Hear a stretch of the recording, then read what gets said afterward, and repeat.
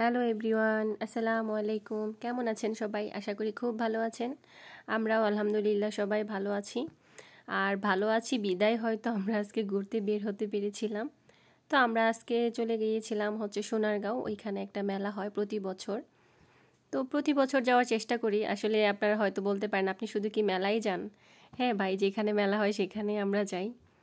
তো আমরা এই 4 জন ছিলাম, সেজন্য আর কি টিকিট কাটার জন্য লাইনে দাঁড়িয়ে গেলাম আর 4টা টিকিট নিলাম এবং আমরা সবাই ভিতরে আর কি প্রবেশ করলাম। আর এখানে মানে সব সময় আর কি আসার চেষ্টা করি, অনেক সময় হয় না, আবার অনেক সময় আসি। তো আজকে সুফিয়ানের আব্বু আমাদের সাথে ছিল না, আমি সবসময় ওনার সাথেই আসতাম বা এসেছিলাম, আগেও যতবার এসেছি। আমার বিয়ের পর পরে আমি এখানে মনে হয় 3বার না 2বার জানি আসা হয়েছিল। তো ঢোকার পর এখানে কোনো খাবার দাবার নেওয়া যাবে না, তারপর আমরা লুকিয়ে কিছু খাবার নিয়েছিলাম, যেহেতু আমরা দুপুরবেলা বের হয়েছিলাম।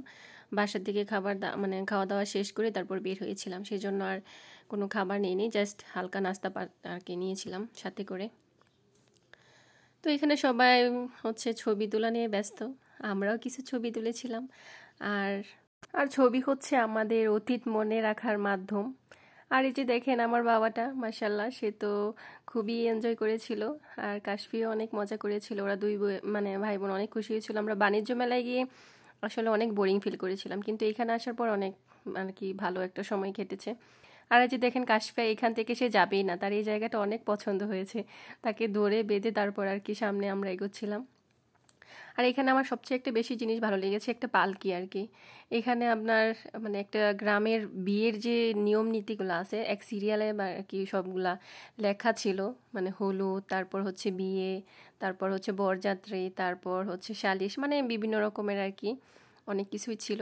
বিষয়টা আমার কাছে খুব ভালো লেগেছে। এই যে বিয়ের কনে দেখাও বিয়ে, তারপর জামাইকে পিঠা খাওয়ানো, তারপর জামাই বউকে নিয়ে যাবে। এই যে দেখেন আমাদের ছোট্ট বউ, বউ তো পালকি থেকে নামবেই না, কাউকে এসে সুযোগ দিচ্ছে না, সে পালকিতে উঠে বসে আছে, তাকে কোনোভাবেই নামানো যাচ্ছিল না, সে বারবার এখানেই যাবে। আর সুফিয়ান উঠতে চেয়েছিল, বলছিলাম বাবা এটা তোমার না, এটা তোমার আপুর। ওই যে দেখেন সুফিয়ান ওই পালকিতে গিয়ে উঠবে। তারপর এখানে অনেক মানে কাঠের জিনিসপত্র উঠেছিল, যেগুলা সব মেলাতেই উঠে, কিন্তু এখানে একটু মানে গ্রামীণ যে জিনিসপত্রগুলো ছিল ওইগুলো আর কি বেশি উঠেছিল, কাঠের জিনিসপত্র আর কি বেশি। তো বাণিজ্য মেলার মতো এখানেও 3 পিসের একটা অফার দিয়েছিল, একটা নিলে 450 আর 3টা নিলে 1200। অফারটা কিন্তু খুব ভালো, 3 পিসগুলো অনেক ভালো ছিল, যদিও আমি কিনি নাই, তারপরেও আর কি বললাম। তারপরে আমরা একটু হেঁটে হেঁটে দেখলাম আর কিছু টুকটাক কেনাকাটা করেছিলাম। আসলে বাচ্চাদের জন্যই তো সব কিছু কেনাকাটা আর কি, এখন আমাদের নিজেদের বলতে কিছুই নেই। কাশফি এই যে একটা ব্যাগ কিনবে, সেজন্য সে তো তার বাবাকে বলতেছে আমাকে ব্যাগ কিনে দাও। তারপর তার বাবাও আর কি তাকে ব্যাগ কিনে দিয়েছিল। আমার সুফিয়ান যদি এখনো কিছু বলতে পারে না, তারপরও সে যতগুলো খেলনা দেখেছিল শুধু বলেছিল পাপা, মানে ওর পাপা ওকে এগুলো কিনে দিবে, কিন্তু ওর পাপা তো আমাদের সাথে ছিল না। কিন্তু আমি আর কি কিনি নাই, কারণ ও যেগুলো দেখে কিনতে চেয়েছিল ওগুলো সব ওর বাসায় আছে, সেই জন্য আর কি আর কেনা হয় নাই। তারপর আমরা হাঁটতে হাঁটতে আর কি অনেকটা টায়ার্ড হয়ে গিয়েছিলাম, বলতেছিলাম যে চলো কোথাও একটা গিয়ে বসি, কারণ অনেকটা রাস্তা আর কি হেঁটেছিলাম। আর যারা সোনারগাঁও গিয়েছেন তারা অনেকেই জানেন এটা একটা বিশাল একটা এরিয়া, হাঁটতে হাঁটতে পা ব্যথা হয়ে যায়। ফাইনালি আমরা একটু বসার জায়গা খুঁজতেছিলাম, তারপর পেয়েও গেলাম, বসলাম। আর এখানে বাইরের কোনো খাবার আর কি অ্যালাউ করে না, সেটা আর কি লুকিয়ে আনতে হয়, আমরাও তাই করেছিলাম। আর এখানে কিছু ফুচকাও আর কি নিয়েছিলাম খাওয়ার জন্য, মানে বিকেলের নাস্তা বলতে আর কি যা যা থাকে।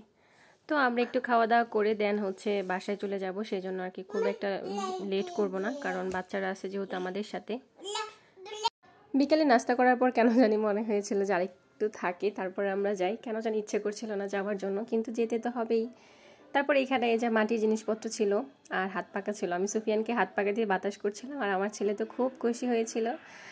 তারপর আরেকটু থেকে তারপর আমরা বাসায় চলে আসি। ও বাসায় চলে আসার আগে আমরা মানে আসার পথে দেখলাম যে এখানে বাউল শিরবিরে এসেছে, একটা কনসার্ট ছিল, তো ওইখানে 2টা না 3টা গান শুনে তারপর আমরা বাসায় চলে এসেছি।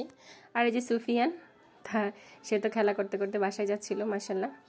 যাই হোক, সবাই ভালো থাকবেন, আর সবাইকে অনেক অনেক ধন্যবাদ এবং ভালোবাসা ভিডিওটা দেখার জন্য।